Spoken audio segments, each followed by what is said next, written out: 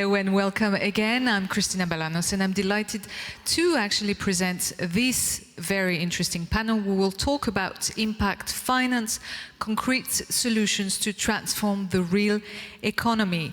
Well, let me just remind you a few facts. As you know, more investors are mobilized towards impact finance. This session aims to discuss concrete and tangible examples on how financial products can contribute to transfer the real economy, the role of both a financial institution and investee company, but also the challenge to scale up those kinds of initiatives. I'm honored to introduce this panel with a special message from the French Secretary of State in charge of social and responsible economy and NGOs, Marlène, Schiappa. Let's watch the video. Mesdames et messieurs, en vos grades et qualités et chers amis, je suis particulièrement heureuse de pouvoir prendre la parole auprès de vous pour cette édition du Climate Finance Day. J'aurais adoré être présente avec vous, hélas, mon agenda ne me le permet pas, mais j'ai tenu à vous adresser ce mot. Je tiens en effet à vous féliciter chaleureusement pour cet incroyable événement qui rassemble à Paris les acteurs de la finance responsable, de la finance solidaire et donc plus durable. Nous devons, je crois, être la première place financière pour la transformation de la finance. Ce Climate Finance Day y contribue fortement. Le secteur de l'économie sociale et solidaire est le secteur leader de la transition écologique et sociétale dans notre pays. Avec l'économie circulaire et le réemploi, la mode durable, les entreprises de l'insertion et de l'industrie, les métiers du lien, bref, quelles que soient les filières, les valeurs et savoir-faire des entreprises de l'économie sociale et solidaire irriguent toute l'économie. Vous les accompagnez à tous les stades de leur développement, de l'idée au changement d'échelle, avec des dispositifs financiers adaptés et ciblés, respectueux des valeurs de l'ESS. Vous êtes donc leurs partenaires à toutes les étapes. Réciproquement, elles ancrent vos établissements financiers dans une économie du réel et de l'impact. Financer les entreprises à impact vous transforme aussi et vous offre la chance d'améliorer votre propre impact. Allez au-delà de la réglementation. C'est un appel que je vous lance. C'est en allant au-delà de la réglementation que vous attirerez et fidéliserez vos talents, vos clients et particulièrement les plus jeunes d'entre eux qui sont si demandeurs de ce sens. Faites connaître vos actions. Communiquez vos réalisations concrètes pour une entreprise de réemploi textile, pour une initiative anti-gaspillage par exemple. Je crois que c'est en communiquant sur ces initiatives qu'on pourra mieux les faire connaître. Je soutiens de toutes mes forces vos initiatives pour le financement des entreprises de l'économie à impact et du secteur de l'économie à impact de façon générale. Et je vous remercie sincèrement, très chaleureusement pour ce bel événement et j'espère qu'ensemble, nous pourrons bâtir enfin une économie de l'empathie. Je vous remercie. Marlène Schiappa. You can have a great applause now. That's very important, actually, to start the panel. Well, now we will meet the speakers. Please welcome Yann, Lagalaye, Marius, Hamelot, and we have two speakers, actually, who are with us remotely. Please welcome also Katie, Critchlow, and Helmer, Schukken. So I will just start and give you an overview. Who is everyone? We have on our left, we have Marius Hamelot, your CEO of SAS Minimum Le Pavé. Yann Lagalaye on my left, Head of Ecological Transition and Impact at BNP Paribas Agility Capital. And thanks also to both our speakers who are with us. And we have Katie Critchlow, CEO, Nature Metrics, and also Helmer, Schukken, Managing Partners, Rubio Impact Ventures. Well, we will start talking about what does impact means. Why do we need impact finance? You obviously all are involved in impact. First, let's talk about the investor's perspective. Yann, the floor is yours to start with. Could you tell us how do you define impact, but also why and how BNP Paribas Agility Capital is making impact finance? Yeah, thank you for the question, Christina. I think for us, impact today has got two sides. There is the social impact and the environmental impact, and trying to do something all together on those two axes. We believe there is a maturity also inside this impact perspective, so we don't oppose impact and return and growth and scale, which is very important. In effect, for real, what we do, we've dedicated $500 million of capital to these kind of topics. Together with the CSR department, we've built an impact line, which is dedicated to help developers, projects through different natures. There is one example today with Marius, or Pavé. You will know that a bit more today. And there are other type of topics like, regenerative agriculture. Our topics into this impact line are natural capital preservation. Would it be for marine area? Would it be for farming and so on? Local development and climate change, the subject that Fatih Birol this morning just mentioned earlier, how to make it happen for everybody on the planet, including countries that don't have the capabilities of Africa and Europe. So this is one aspect. We have the social side of this impact line, which has been working for years on new products such as the social impact bonds that are growing up, a mode of financing a reduction of inequity or re-engaging people into employment with a very neat way of directing capital into that. So this is the impact. And we have done something about 7 years ago. We started at COP21 to invest in startups, so the tech side. So there's this side on development, and there's the technical side, which is very important also to develop the solution for the future. And after 7 years of having invested with the capital of the bank, we just started a new fund called BNP Paribas Solar Impulse, together with the foundation of Bertrand Piccard, Solar Impulse. And that fund is dedicated to technologies for energy, mobility, smart city, agtech, foodtech, and circular economy, and to grow this solution, because for the impact to come in the future, we need to finance the right solutions for scaling up. Thank you. And I'll move now to Helmer. Helmer, you are also an investor. What is actually your own vision of impact? And same as Yann, why and how Rubio Impact Ventures is making impact? Yes, thank you for having me here. So for us, we invest in what we call social enterprises, which are companies to me that have in the core of their mission to solve a societal issue for people or planet, but do so in a purely commercial business model. So I think on one side, you could have really impactful investments, but with less financial return than the risk that you're actually taking. I would call that impact first. And on the other side, you would have businesses that are doing things in the best possible manner, but not set out to really change something in society. I would call that ESG investing. So for me, impact investing is companies that have in their mission a direct societal issue that they solve, but in an aligned business model in terms of financial returns. I'll move on now to the companies making impacts, and I'll start with you, Katie. Katie, what is your solution? Tell us more. So we monitor nature using DNA. We are actually one of the first companies funded by the BNP Paribas Solar Impulse Fund. And nature is the next carbon, but nature is much, much, much more complex than carbon. So everyone that thinks they've just had a really hard time figuring out how to measure and disclose and monitor carbon, nature is all life on Earth, and you can monitor it. The old way of monitoring is by looking, so binoculars, traps, nets, that sort of thing. Very, very low tech, low scale. And you only measure what you can see, which is a tiny fraction of nature. And much of nature that drives, our crop productivity and nutrient cycling and the climate regulation is all the little bacteria and fungi and nematodes and all that sort of thing that you can't see. And so our solution is to take all the DNA that all species in the environment leave behind and to filter small water samples or take small soil samples and then illuminate for businesses all the species that are in their environment, and then turn all of that data that we get on nature into simple metrics of ecosystem health and to help companies to understand whether nature in their assets is going up or going down. And that's what we do. Thank you. I'll move on that to you, Marius. What about you? What is your solution? Why did you develop this solution? Yeah, so we are SAS Minimum, which is a company which is specialized into the transformation of trash for the building sector into material.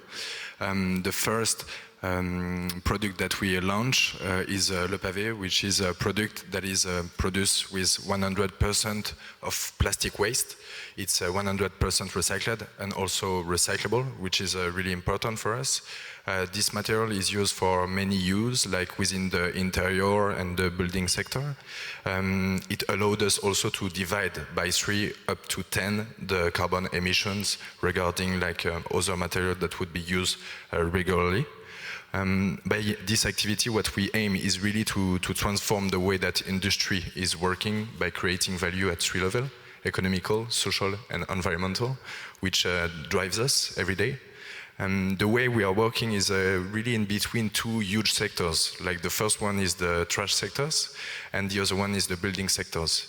And the way that we are working is only being connectors between those 2 sectors in order to set up new material that would open possibilities out to trash that are not used normally. So we are mainly working with recyclers, like up to 30 recyclers, like the biggest recyclers, but also NGOs that would collect the trash on the beach. That allowed us to have a clear view on the trash that are available. Also, because this sector is really a sector, and then it's really difficult to have a clear view on what trash would be buried or would end up in landfill. So we are working first on the recycling sectors. Then the connection is the industrial process that we developed and that allowed us to transform those trash into panels for the building sectors. So it's been like 4 years that we developed a special technology. We set up our first factory, which is really nearby Paris. It's at Aubervilliers. We already transformed 450 tons of plastic.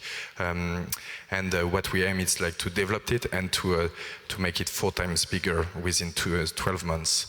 And the third part is really the building sectors that I was already speaking a lot, but it is the ability to use the trash in order to propose a material that would have the same properties of a new material regarding the regulation, the aesthetic, and also the technical possibilities. So we are working on those 3 sides. We are like a team of 30 persons working on that side and developing other materials. So maybe an example, at the moment we are like starting the production for the seats of the Olympic pool. We will produce 11,000 seats for the Olympic pool, and this is really important for us because it's something that will happen in Île-de-France. We are based in Île-de-France and we are collaborating with huge contributors like Paprec, le SICTOM, la Ville de Paris, la Métropole du Grand Paris, and it's really the way that we see a circular economy. Is not something that has to be used at a really small scale, but we believe that it could be and become the rules and the regular way to work regarding the national scale, but also the international scale. Well, that's great. Both very interesting solutions, very useful actually. Let's move on now to a second part that is about how impact finance differs from traditional finance. And I'll ask you a question, Katie. Have you actually noticed a change on the perspective of investors regarding impact? Is it actually easier to get money? I think in the last 6 years since Nature Metrics started, we've noticed a big difference in our sector. So in sort of nature tech, when we first set up, we spoke to loads of people that said, oh, wow, that's such a brilliant idea. I love it. But why would anyone want to know about nature and measurement? And that's not going to be commercial. And so we got some angel investors who were very enthusiastic and they put their money in, but a lot of the VCs turned us down because they didn't see where the business case was.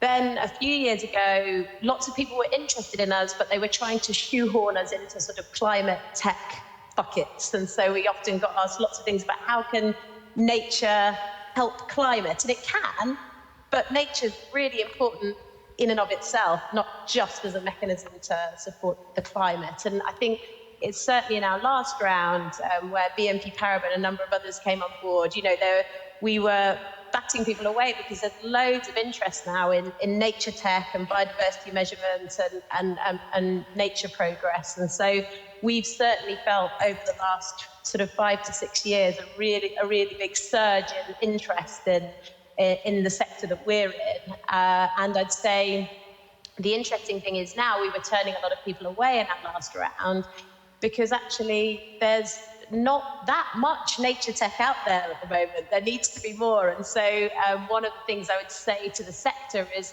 you need to be thinking a bit further forward about what are the coming issues and what are the themes that we should be addressing. Because I feel there is a bit of herd mentality going on where everyone piles into the same thing and then there's the next big thing and everyone piles into that. And actually there are some really important big issues out there. I was speaking to another female founder the other day about antibiotic resistance, for example, and she's setting up a company similar to ours to monitor antibiotic resistance and finding it hard. But it's like, it's such a big issue. It's like, where are the investors before the issue has sort of become so critical that are helping to fund those the businesses making impact on the things that society desperately needs to address. Well, what about you, Marius? Do you actually share the same views? Is it easier to find capital? I feel the same. Maybe it's not easier, but I feel like the person with whom we are working now, they are really aware about all these different aspects that we are working on. It's not only the economical aspect, it's also the social and the environmental aspect.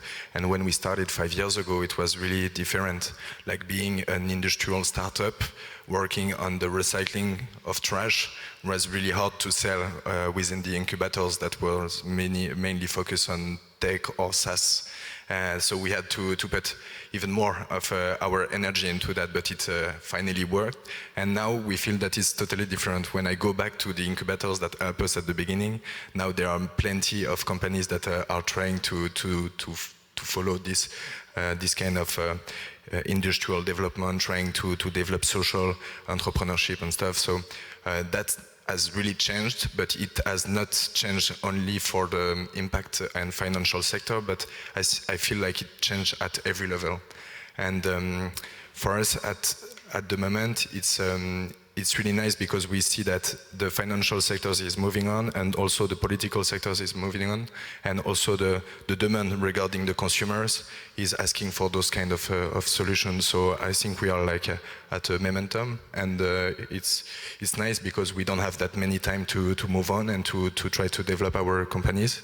And so the impact and the financial sectors now they are really into trying to support our solution because it's becoming the rule simply, and the demand and the consumer and the growing is into this kind of company. So yeah, we are really happy. Now we are also we just raised money a month ago that allowed us also to serve our ambition in order to develop our solution not only locally but internationally. What we aim is to transform 1 million tons of trash by 2024, and we really want to be like great contributors. And I think like the financial sector would help us for that, and that's a great moment. Well, at least your efforts are paying, as you said, and obviously that's an urgent matter now, so we have to act without speaking. Let's talk about you, Helmer. What kind of specificity features does it cover to make impact at Rubio? So I think, if the question is about how do you make sure as an investor that the capital that is entrusted with you is actually put to use in a sustainable manner or for positive impact, I think you need to reward the fund manager in a way that has an incentive towards impact and towards finance. I think that's the basis. So what we've tried to do is to have we have a system in place in which our variable income, which is called carried interest for fund managers, is dependent on both the impact and the financial return. So we need to deliver a minimum amount of impact and a minimum financial return, and we need to do both before we get paid our extra, whatever bonus, how you want to call it. So I think that that's a very important element if you want to make sure that you're doing what you're saying that you do.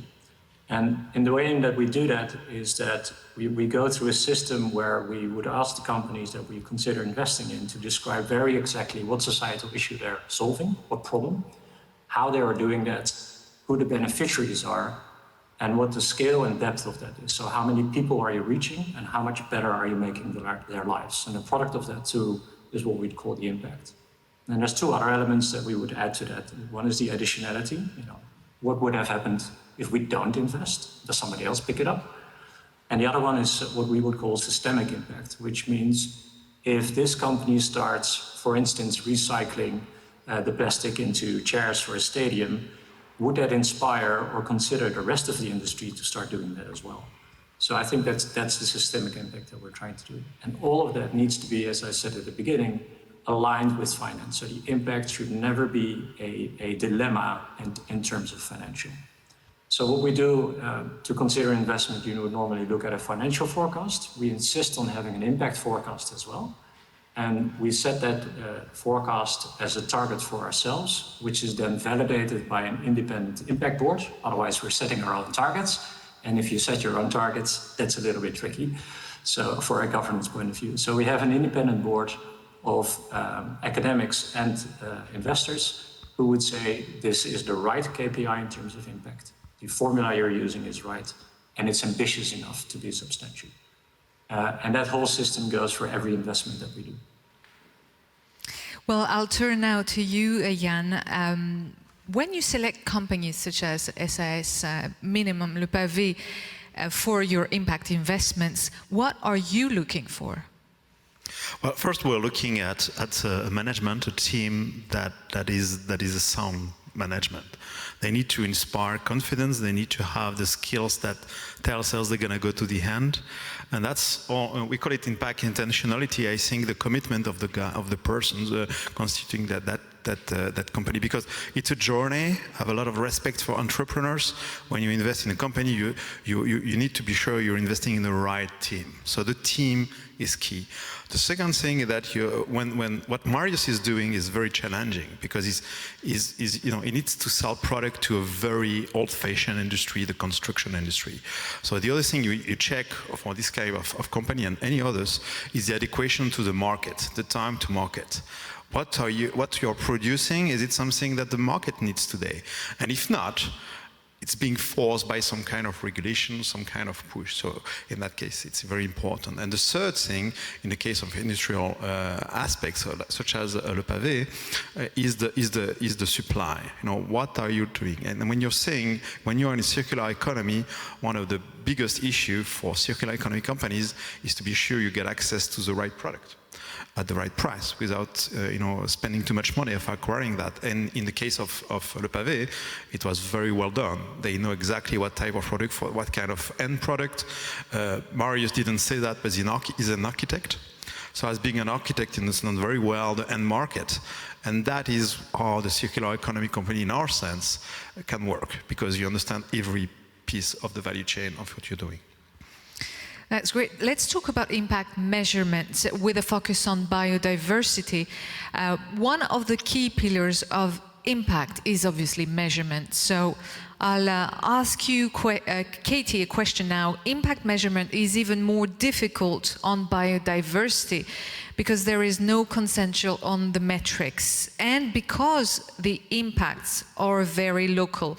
How is Nature Metrics dealing with this issue? Yeah, I mean, it is definitely more complex than carbon, because they said carbon is a molecule and biodiversity is all life on Earth. But I think one of the things, when we started to talk about TCFD and we started to try and disclose on carbon, we'd had decades of carbon measurements. It was very easy to go to a database and to find out sort of proxies for carbon. You didn't need to go to the site. For nature, you have to really understand the site-based context that you're working in. You can't really use proxies. I mean, for some very high-level things, people are using, forest cover. Is there a forest there or not? But there's a lot of biodiversity loss that can happen with the canopy still intact. And, you sort of don't really know. It's all about to collapse until it's gone, and the the GIS doesn't see it anymore. So what we're doing is saying, look, we don't have to all agree on one single metric. This is a very, very complex thing we're trying to measure, but it doesn't have to be complicated. There are a few simple things like the number of species, the sort of functional diversity you've got. Have you got all the species that you need doing all the things that you need them to do in the environment? So for soils, we know what constitutes a sort of healthy soil. We know that you need to have the nitrogen cyclers and the carbon cyclers. And so you can have a measure of the number of species, the functional diversity of the species, and you can look at the biomass of the species, like how many are there. More is better in all of those cases. And so we're just about to release a product at the end of this year, which will help companies to have a dashboard of a basket of a small number of metrics that for any habitat, for any atom, they can just see, is my biodiversity going up or down? And you can do less measurements, and you can just understand what your risks and opportunities are, like what protected species do I have? Or you can do more measurement and actually start to quantify what uplift am I getting, and that might be for a biodiversity credit or to add value to a carbon credit.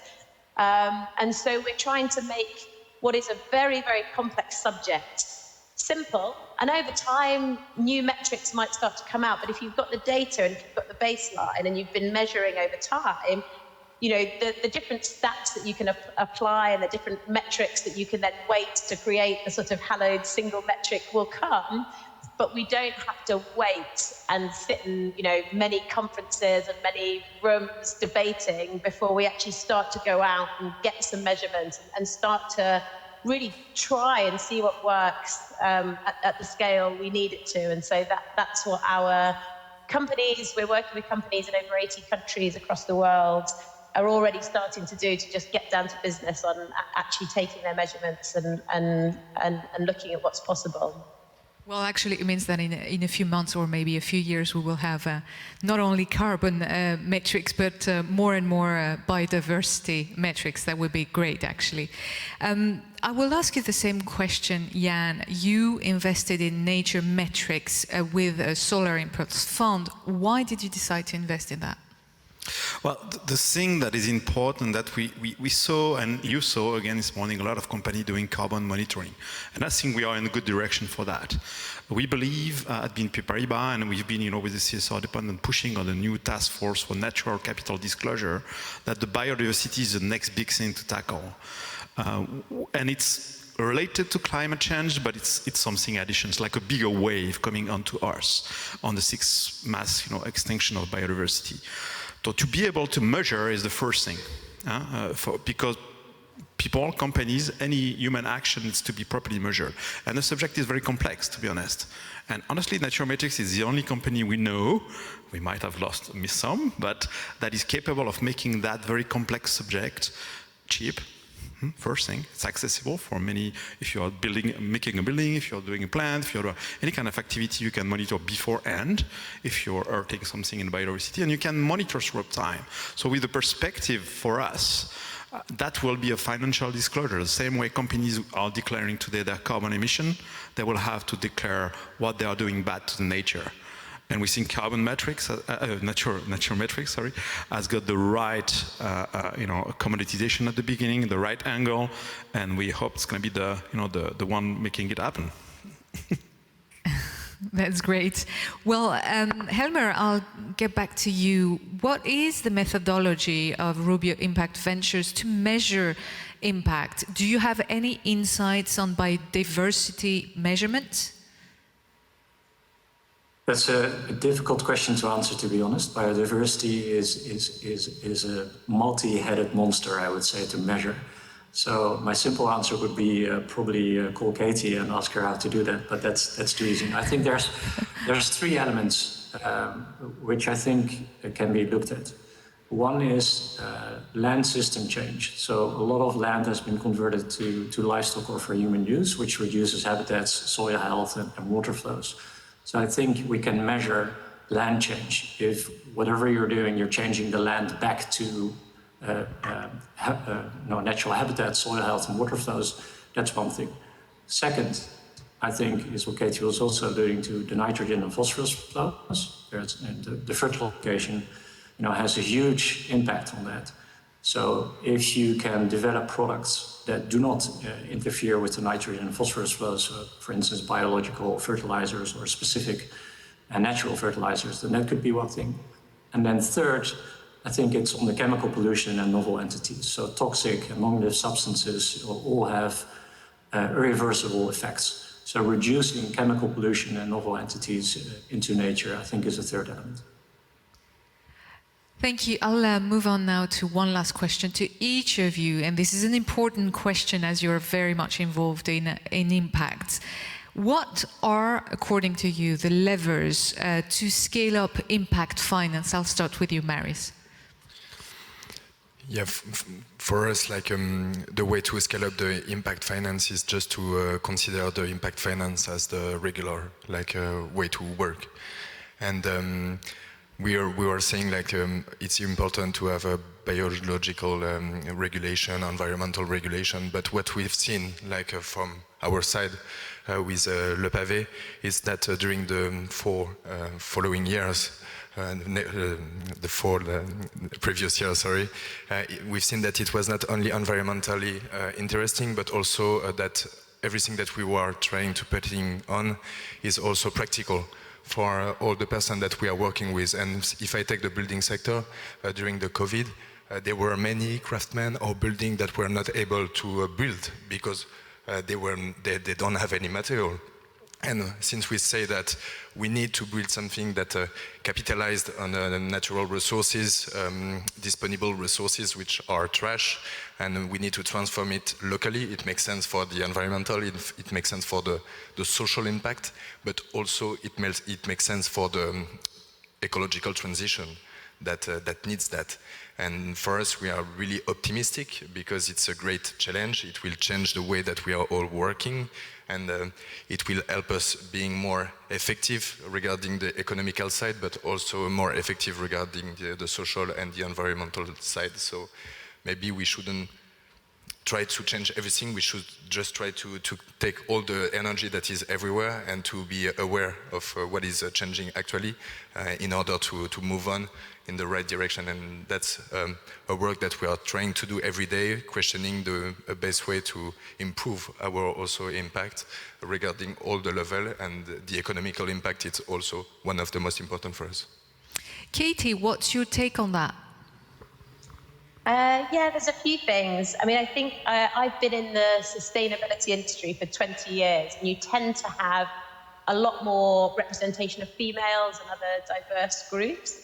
And I think in the VC world, about 2.5% of the 150 billion a year that goes into VCs goes to women founders. So I'd say, we need to sort of rewire a little bit and figure out, how do we get more money flowing to the people that really want to do sustainable business and impact businesses? One of the things that I've talked about with my own investor group is how when you have the passion of impact fueling the business, it's a huge thing, it really drives business forward. But the traditional way of thinking about incentivizing and managing people are different. People don't respond to the same financial levers that they did before. So I think rewiring and embracing diverse groups, and for me particularly female founders, is important. I think the thing that I mentioned earlier about sort of horizon scanning rather than just herding, I think there are so many climate impact funds now, and I think there are lots more problems in the world, and we need to make sure that the money is spread and more money comes into all the places that we need to act, not just climate. And then finally, I think that what Helmer was talking about in terms of connecting impact and profit. At Nature Metrics, our profit goals and our impact goals are, almost exactly aligned. So our goal was to move from being a sort of project-based sale with tick boxing, one-off regulatory compliance. I've monitored the nature, I'm done, to a subscription-based sale where you're taking people on a journey so that they can actually understand whether they're moving towards a nature-positive impact, because biodiversity isn't something you can measure on a one-off shot. You need to know whether you're getting better or worse. Good or bad is actually a very hard thing to contextualize. So our impact goals and our profit goals are absolutely aligned. We talk about both of them all the time, and everyone in the company is really motivated by that fact. And so I think there can't be a conflict between those two things if you're going to have a really successful impact business. Well, very interesting. I'll turn now to the investors.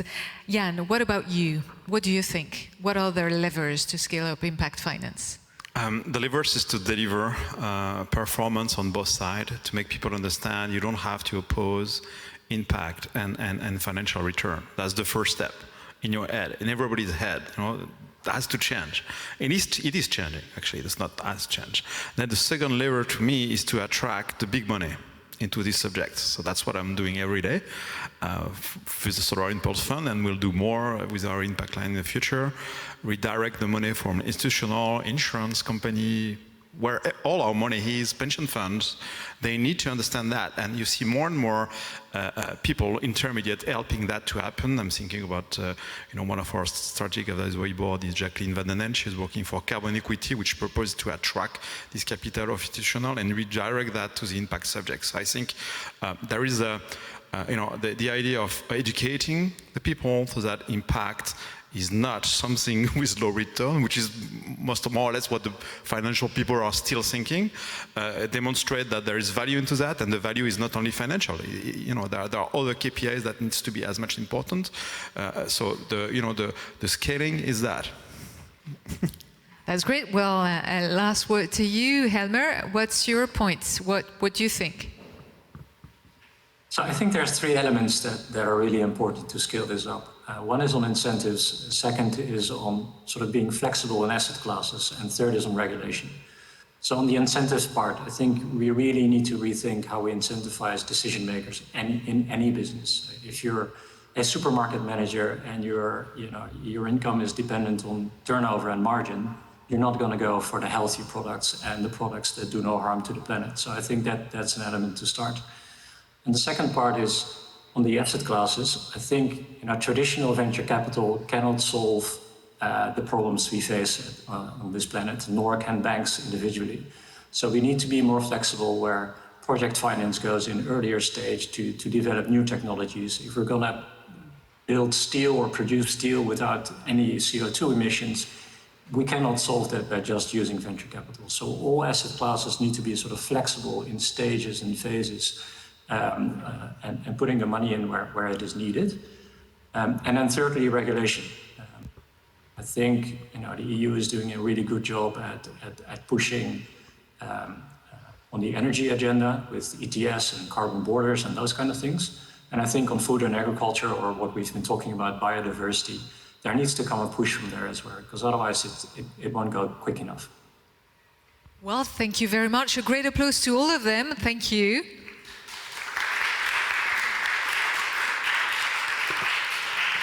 Congratulations to you for those great initiatives, and also for investing in those great initiatives.